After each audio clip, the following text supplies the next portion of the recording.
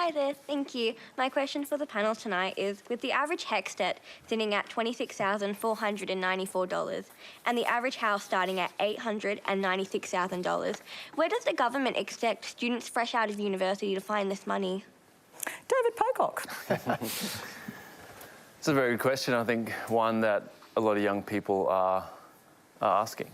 And it's very welcome to see the government move on the way that HECS is indexed, but that's only one part of this. We still have this job-ready graduate system, which is charging some students up to 117% more because they study arts or humanities. It's not working, and that really needs to be changed urgently to have a much fairer HECS system. When it comes to housing,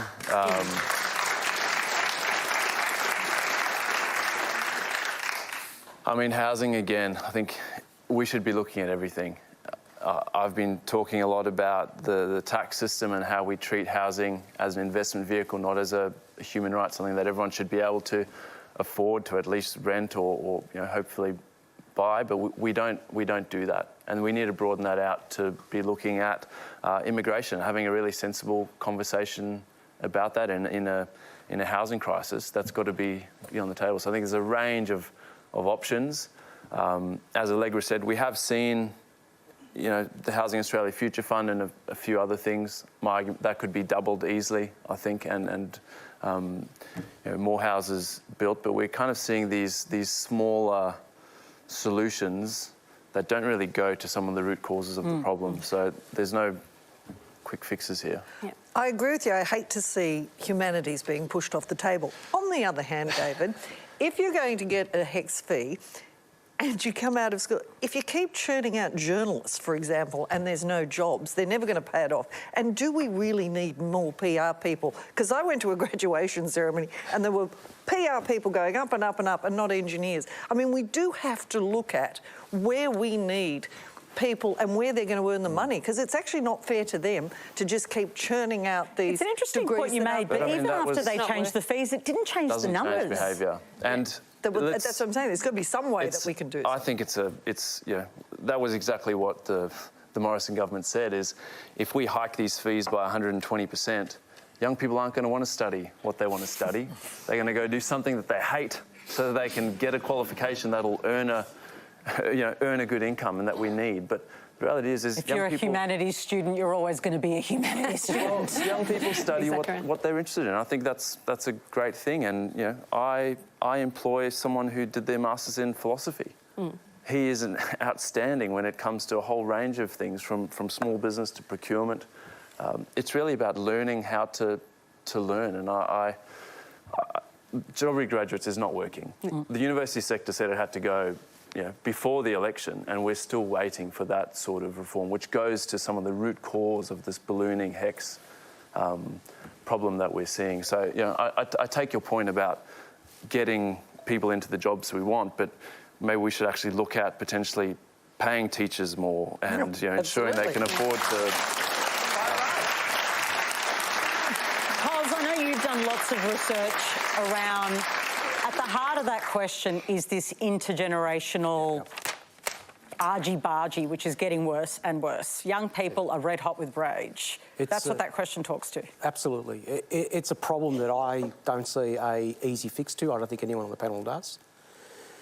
And it's a problem that I think political parties in this country are going to have to face sooner or later, because as that younger generation comes through, and they are coming through right now in very significant numbers, but baby boomers who own a lot of property are not going to be the political force they were once, and we saw that at the last election. They're already on the decline significantly. They're already on the decline, absolutely. So at the last federal election, young millennials and Gen Z were almost the same number as baby boomers on the voters' roll.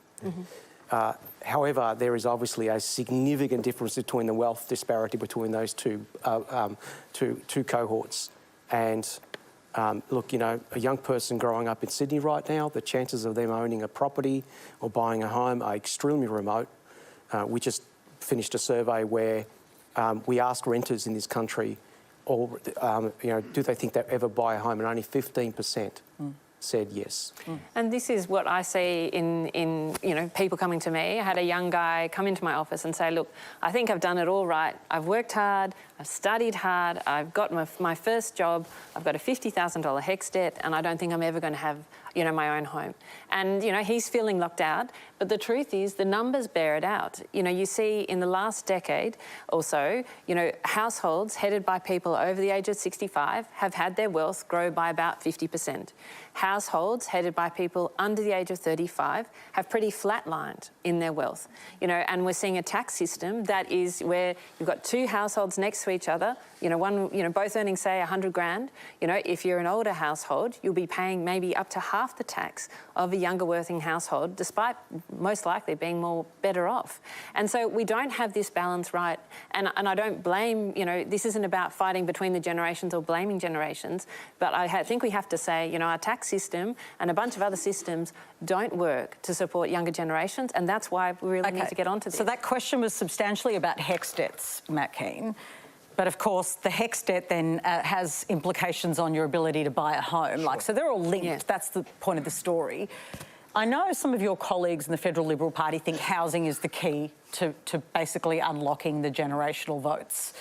Do you have that view? Do you think housing is you kind of ticket in to young people's votes? Yeah, I think, housing has been the bedrock of the Liberal Party. Robert Menzies himself said that, encouraging people to own their own home is encouraging them to own a part of our country.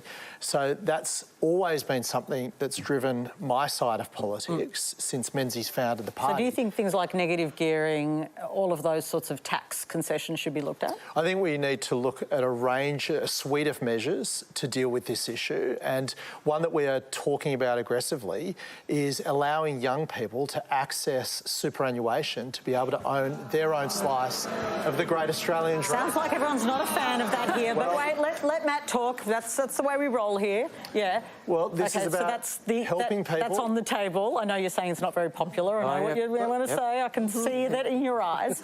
But do you think more should, beyond that policy, because we've argued that one a few times on this show, should other the tax treatment on property be looked at?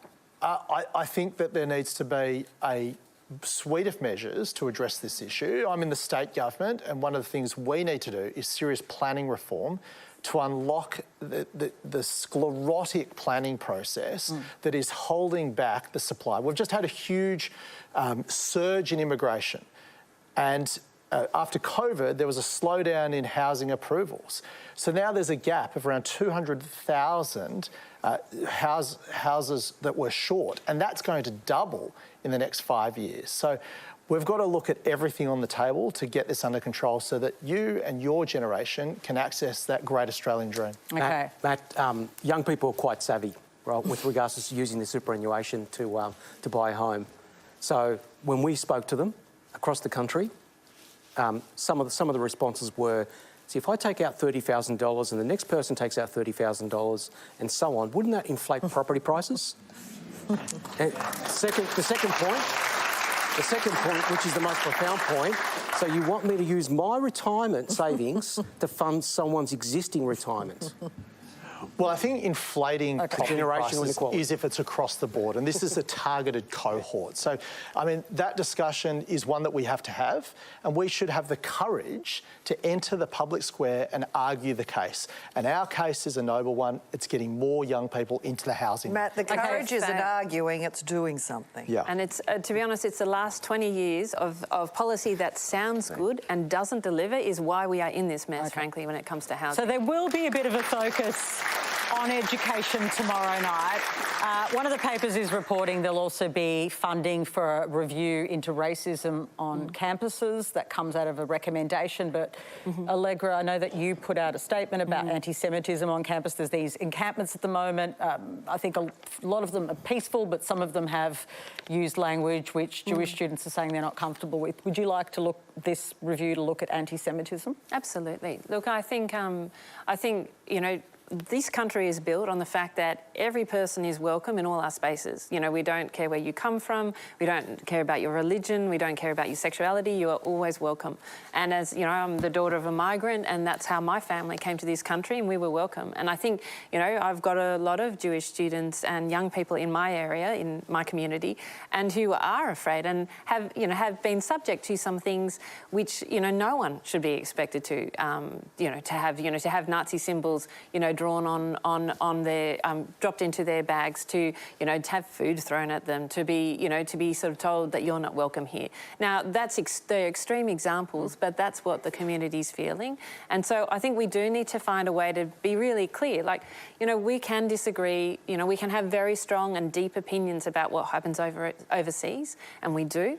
But in this country, everybody is welcome in all places, and that's just a fundamental Australian identity for me. Quick comment from you? Well, the fact that Jewish students are being abused and feeling unsafe going about their business is an absolute disgrace.